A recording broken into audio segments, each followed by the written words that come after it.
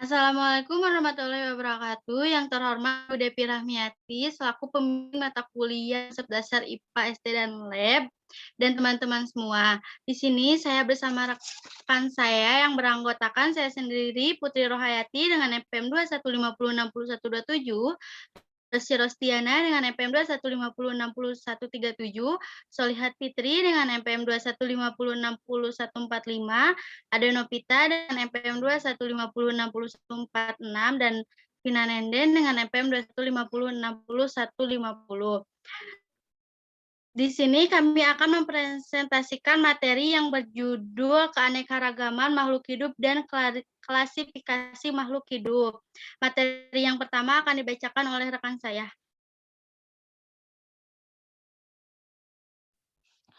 Materi yang pertama yaitu keanekaragaman makhluk hidup. Keanekaragaman adalah tata majemuk yang mengacu pada jumlah spesies. Keanekaragaman dapat dikarenakan oleh adanya proses evolusi dan atau adaptasi. Adaptasi merupakan proses penyesuaian diri makhluk hidup terhadap lingkungan untuk dapat bertahan hidup. Ada beberapa faktor yang menyebabkan timbulnya keanekaragaman makhluk hidup, yaitu mutasi, peristiwa perubahan yang disebabkan oleh faktor internal seperti lingkungan, radiasi, dan suhu. Ada juga rekombinasi, merupakan proses atau peristiwa yang berakibat terbentuknya kombinasi gen baru pada kromosom. Individu baru dari reproduksi seksual akan memiliki faktor keturunan dari kedua induknya. Next.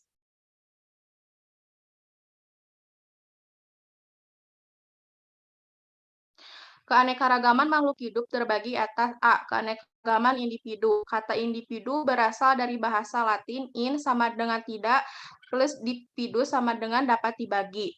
Di bumi ini tidak ada individu makhluk hidup apapun yang benar-benar sama. Setiap individu makhluk hidup memiliki ciri-ciri antara individu makhluk tersebut. Ciri-ciri khusus yang dimiliki makhluk hidup itu merupakan faktor pembeda antara individu-individu makhluk hidup lain. Keanekaragaman individu ini mencakup keanekaragaman tingkat gen, merupakan tingkat keanekaragaman paling rendah. Gen adalah materi hereditas di dalam kromosom yang mengendalikan sifat makhluk hidup. Gen terdapat di setiap inti sel makhluk hidup. Keanekaragaman gen menentukan keanekaragaman jenis individu. Meski jenisnya sama, tetapi memiliki gen yang tidak sama bila dibandingkan dengan individu lain dalam kelompok tersebut. Keanekaragaman gen adalah keanekaragaman individu dalam satu jenis makhluk hidup. Keanekaragaman gen mengakibatkan variasi antar individu sejenis. Keanekaragaman gen pada manusia dapat terlihat pada perbedaan sifat antara lain warna mata seperti biru, hitam, dan coklat, ukuran tubuh, dan warna kulit seperti hitam, putih, sawo matang, dan kuning, serta bentuk rambut, lurus, ika, dan keriting. Keanekaragaman sifat tersebut diakibatkan oleh pengaruh perangkat pembawa sifat yang disebut gen.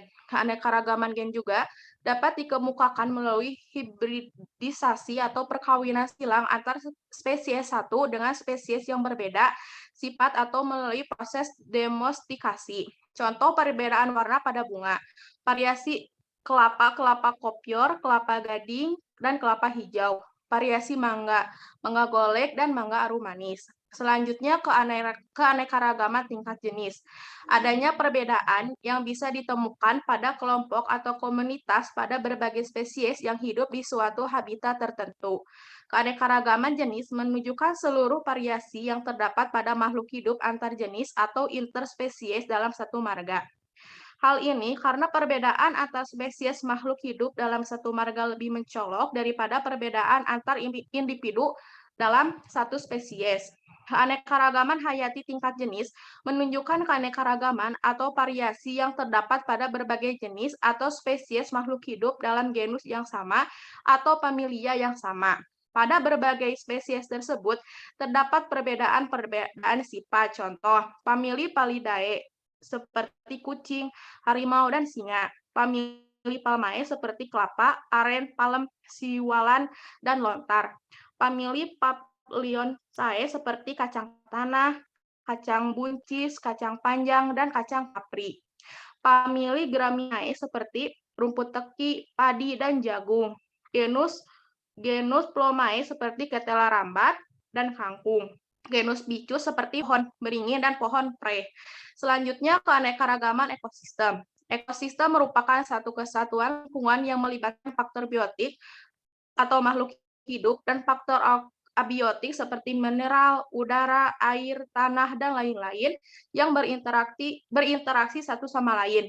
Indonesia memiliki makhluk hidup yang bervariasi, sehingga ekosistem yang terbentuk juga beragam. Ekosistem adalah suatu sistem ekologi yang terbentuk oleh hubungan timbal balik yang tak terpisahkan antara makhluk hidup dengan lingkungannya. Hubungan timbal balik ini menimbulkan keserasian hidup di dalam ekosistem. Selanjutnya akan dijelaskan oleh rekan saya. Selanjutnya yaitu keanekaragaman populasi. Kata populasi berasal dari bahasa Latin populus yang artinya rakyat atau penduduk. Populasi itu suatu kelompok individu sejenis atau spesies. Di dunia ini terdapat banyak sekali populasi makhluk hidup yang bervariasi atau beraneka ragam. Jenis atau spesies. Apabila bicara tentang populasi makhluk hidup, kita harus menyebutkan nama jenis individu makhluk hidup yang merupakan anggota populasi itu. Dan kita membatasi mengenai waktu dan tempatnya. Populasi makhluk hidup selalu menyangkut tentang nama jenis individu, waktu, dan tempat atau ekosistem. Dalam keanekaragaman makhluk hidup, terdapat bentuk bel atau disebut dengan kurva normal adalah suatu kurva yang menggambarkan atau menunjukkan wilayah distribusi frekuensi, variasi, atau keanekaragaman dalam suatu populasi. Melihat bentuknya yang demikian itu, maka kita dapat menarik kesimpulan bahwa nilai variabel di ujung-ujung kurva distribusi memperoleh frekuensi yang paling rendah atau sedikit, sedang nilai variabel yang di tengah-tengah kurva distribusi memperoleh frekuensi yang tinggi atau banyak. Selanjutnya akan dilanjutkan oleh rekan saya. PPT-nya next dulu. Keanekaragaman makhluk hidup di Indonesia. Keanekaragaman flora. Keanekaragaman hayati flora yang dimiliki Indonesia mencapai 11% dari seluruh spesies flora yang ada di bumi. Flora di Indonesia termasuk dalam kawasan flora Malaysiana. Persebaran jenis tumbuhan di Indonesia tidaklah merata. Hujan tropis di Kalimantan merupakan daerah yang mempunyai keanekaragaman tumbuhan yang paling tinggi. Sumatera dan Papua juga sangat kaya jenis tumbuhan. Adapun hutan di Jawa, Sulawesi, Maluku, dan Kepulauan Sunda mempunyai keanekaragaman tumbuhan yang lebih rendah. Hutan di daerah Malaysiana memiliki kurang lebih 248.000 spesies tumbuhan tingkat tinggi. Hutan ini didominasi oleh pepohonan dari famili Dipterocarpaceae, itu tumbuhan yang dapat tumbuh tinggi dan batangnya berukuran besar sehingga membentuk kanopi hutan. Tumbuhan yang termasuk famili Dipterocarpaceae di antaranya sebagai berikut. A. Keruing atau Diptera-Carpus sp. B. Meranti, Sorea sp. dan Ramin, Gonis tilius, Bancanus, dan D. Pohon kapur. Sebagian hutan di Indonesia merupakan bioma hutan hujan tropis. Hutan ini bercirikan adanya pepohonan berkanopi rapat dan banyak tumbuhan liana atau tumbuhan yang tumbuh memanjat. Tumbuhan yang mendominasi hutan ini diantaranya tumbuhan durian, mangga, sukun, dan rotan. Keempat jenis tumbuhan ini banyak tersebar di Sumatera, Jawa, Kalimantan, dan Sulawesi. Di Indonesia juga ada tumbuhan endemik. Tumbuhan endemik yaitu tumbuhan yang hanya ada di daerah tertentu. Contoh tumbuhan endemik Indonesia yaitu Rafflesia. Rafflesia arnoldii merupakan tumbuhan endemik di Sumatera Barat, Bengkulu, dan Aceh. Flora terbagi menjadi 3 bagian, diantaranya flora endemik yang meliputi Rafflesia arnoldii, meranti, dan metode Indonesia, misal bunga melati, dan flora langka yang meliputi cendana atau talum album, balam suntai, dan sawo kecik, serta bayur dan pohon damar. Aneka-ragaman fauna yang melimpah mamalia dunia, 16% jenis reptilia dan amfibi di dunia, serta 12% jenis burung dunia. Meskipun demikian, persebaran fauna di Indonesia tidaklah merata. Pada awalnya, Indonesia terbagi menjadi dua zoogeografi yang dibatasi oleh garis Wallace. Berdasarkan pengamatannya, pada tahun 1859, Wallace menetapkan dua wilayah utama persebaran fauna dengan menggambar garis batas di sebelah timur Kalimantan dan Bali, memisahkan fauna Indonesia bagian barat dan timur. Jadi garis Wallace memisahkan daerah oriental, Jawa, Sumatera, Bali, dan Kalimantan dengan daerah Australian yang meliputi Papua dan pulau-pulau di sekitarnya. Setelah Wallace membagi garis persebaran flora dan fauna di Indonesia, seorang ahli zoologi bernama Weber juga melakukan penelitian tentang penyebaran hewan-hewan di Indonesia. Menurut Weber, hewan-hewan di Sulawesi tidak dapat sepenuhnya dikelompokkan sebagai fauna Australian. Hewan-hewan tersebut ada yang memiliki sifat seperti fauna oriental. Weber membuat sebuah garis hayal di sebelah timur Sulawesi memanjang ke utara sampai ke Kepulauan Aru, Nusa Tenggara. Fauna terbagi menjadi 3 bagian, yaitu fauna endemik yang meliputi jalak Bali, badak bercula 1, dan komodo.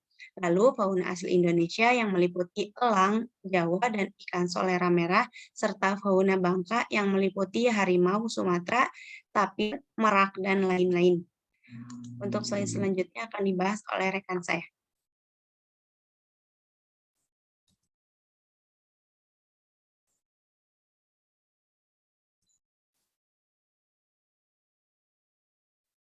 Yang selanjutnya yaitu ciri-ciri makhluk hidup. Yang pertama, aktivitas yang terjadi dalam tubuh makhluk hidup prosesnya tidak dapat diamati secara langsung, tetapi berdasarkan ciri-cirinya yang dimiliki. Yang pertama yaitu bernafas. Semua makhluk hidup melakukan proses pernafasan. Bernafas adalah proses mengambil udara O2 dari luar dan mengeluarkan udara CO2 dari dalam tubuh. Proses pernafasan pada makhluk hidup berbeda-beda tergantung pada jenis dan tempat hidupnya. Yang kedua yaitu bergerak. Bergerak merupakan ciri makhluk hidup. Gerak pada manusia dan hewan jelas tampak terlihat. Untuk melakukan gerakan tersebut, manusia dan hewan dibantu oleh alat gerak. Pada manusia misalnya tangan dan kaki. Sedangkan pada hewan seperti sayap, sirip, kaki, dan lainnya. Selain manusia dan hewan, tumbuhan juga melakukan gerakan, tetapi gerakannya tidak mudah dilihat. Contoh gerakan pada tumbuhan adalah menutupnya daun putri malu bila disentuh. Gerakan pada tumbuhan disebabkan karena ada rangsangan dari luar. Yang ketiga yaitu makan. Seluruh makhluk hidup membutuhkan makanan. Makanan yang dimakan harus mengandung zat-zat makanan yang dibutuhkan oleh tubuh.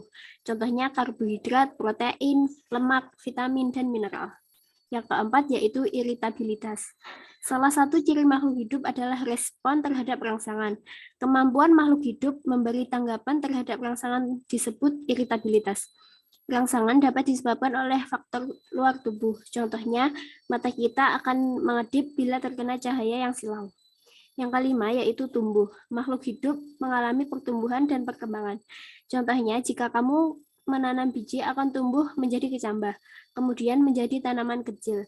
Jika tanaman tersebut kamu sirami setiap hari, maka tumbuh menjadi tanaman yang besar. Pertumbuhan merupakan pertambahan sel-sel tubuh sehingga ukuran tubuh bertambah dan tidak bisa mengecil kembali. Yang keenam yaitu berkembang biak. Berkembang biak atau reproduksi adalah kemampuan makhluk hidup untuk memperoleh keturunan. Perkembangbiakan ini berguna untuk melestarikan jenisnya. Yang keempat, ada adaptasi.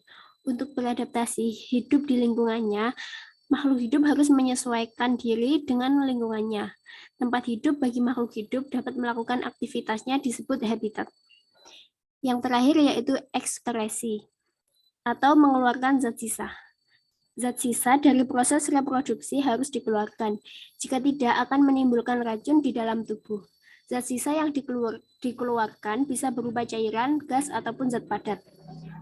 alat pengeluaran zat sisa pada hewan atau manusia, yaitu paru-paru yang mengeluarkan CO2, kulit mengeluarkan keringat, dan ginjal mengeluarkan urin. Yang selanjutnya akan dijelaskan oleh rekan saya.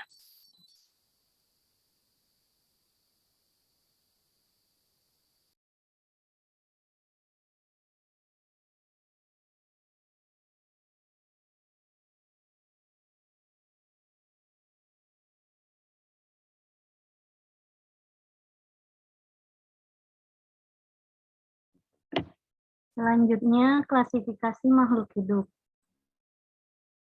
Makhluk hidup yaitu memiliki banyak keragaman dan perlu dikelompokkan. Pengelompokan makhluk hidup disebut klasifikasi. Dan klasifikasi makhluk hidup dilakukan untuk mempermudah dan mengenali keanekaragaman makhluk hidup ke dalam beberapa kelompok. Klasifikasi merupakan suatu proses penggolongan terhadap makhluk hidup yang dilakukan secara sistematis menurut suatu aturan tertentu. Hal ini dimaksudkan untuk memberikan kemudahan dalam mempelajari tentang ciri-ciri dan sifat yang dimiliki oleh suatu makhluk hidup.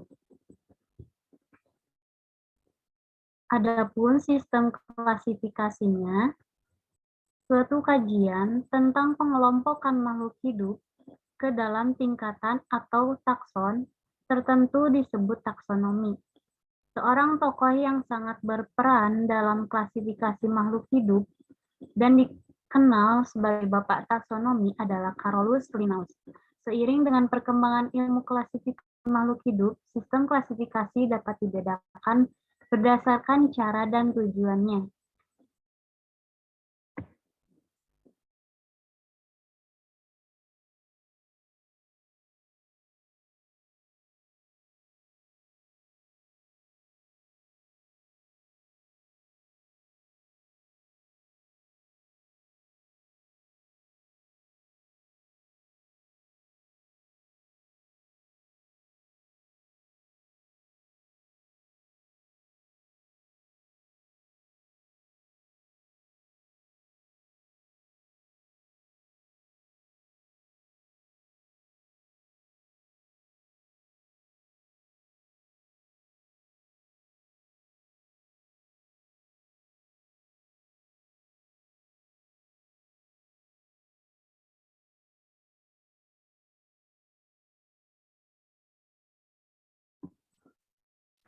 Sistem klasifikasi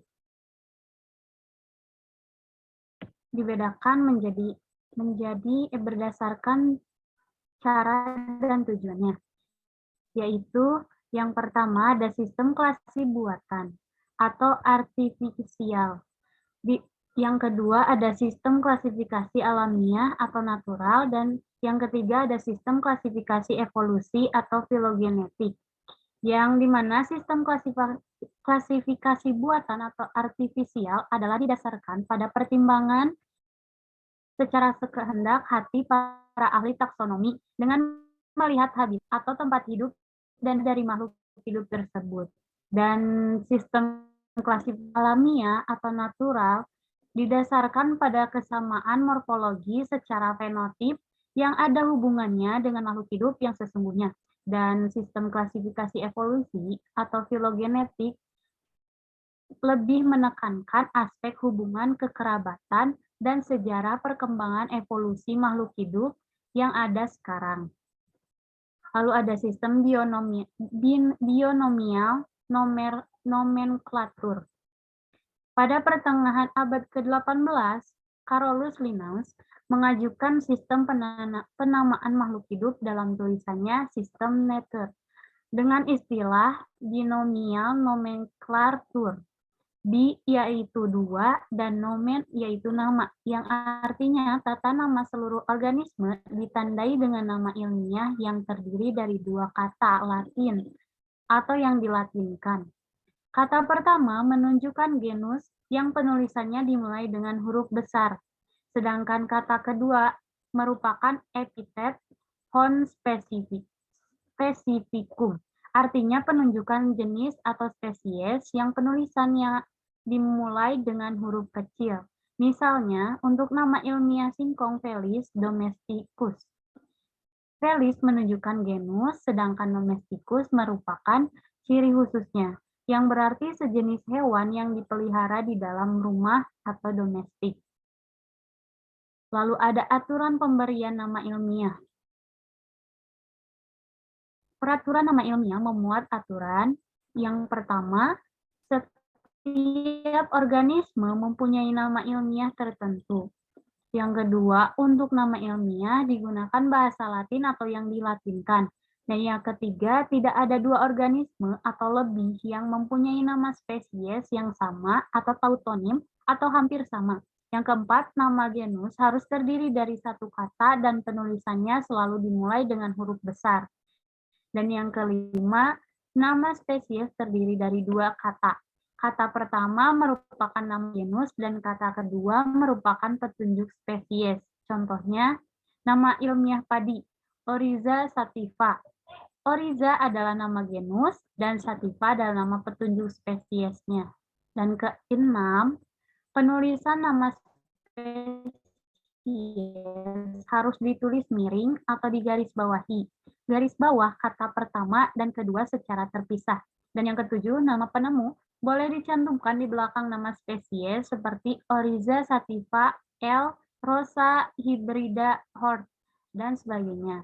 Dan yang kedelapan, untuk pemberian nama suku atau famili terdiri dari satu kata majemuk dibentuk dari salah satu nama genus yang di bawahinya ditambah akhiran asea, aseae untuk tumbuhan dan akhiran idea untuk hewan. Seperti contohnya Solanum ditambah aseae, jadinya Solanaaceae.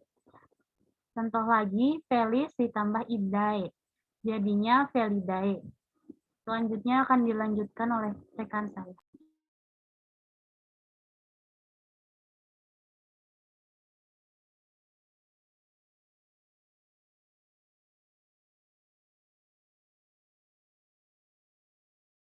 Next.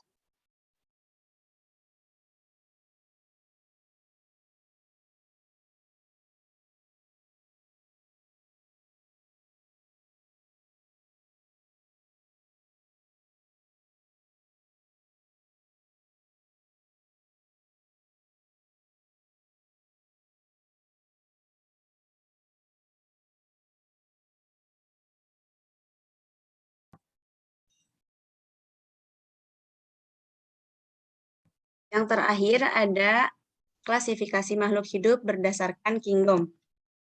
1 ada kingdom Monera. Kerajaan Monera terdiri atas bakteri dan ganggang biru karena keduanya memiliki inti tanpa membran atau sel prokariot. Kedua ada kingdom Protista, organisme bersel tunggal dan bermembran inti atau eukarion, dikelompokkan sebagai protista. Protista terdiri atas protozoa dan ganggang bersel tunggal. 3 ada kingdom Fungi, semua jamur organisme eukariotik berdinding sel tidak berklorofil dapat menguraikan zat organik untuk makanannya dimasukkan ke kerajaan fungi. Keempat, kingdom plantae, organisme bersel banyak, eukariotik dan mampu berfotosintesis termasuk ke kerajaan tumbuhan. Anggotanya terdiri atas lumut, paku-pakuan, dan tumbuhan berbiji. Kelima, kingdom animalia, hewan bersel banyak, eukariotik, dan heterotrof, dan dari porifera hingga chordata.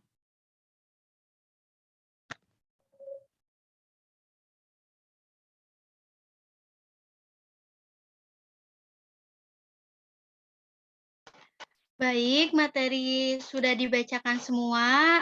Selanjutnya yaitu kesimpulan. Keanekaragaman makhluk hidup di muka bumi ini ditunjukkan dengan adanya berbagai variasi bentuk, ukuran, warna, dan sifat makhluk hidup lainnya. Indonesia terletak di daerah tropis yang memiliki karakteristik keanekaragaman makhluk hidup yang tinggi dibanding dengan daerah subtropik dan kutub. Keanekaragaman makhluk hidup dapat disebabkan oleh dua faktor, yaitu faktor genetik dan faktor lingkungan. Terdapat interaksi antar faktor genetik dan faktor lingkungan dalam mempengaruhi sifat makhluk hidup. Adanya sistem klasifikasi memudahkan kita dalam mempelajari makhluk hidup, serta adanya sistem penamaan, kita dapat mengetahui nama-nama makhluk hidup semua ketentuan. Baik, karena materi dari kami sudah disampaikan, kami mengucapkan terima kasih kepada teman-teman semua karena telah berpartisipasi. Mungkin cukup sekian yang dapat kami sampaikan. Kurang lebihnya mohon maaf, waktu dan tempat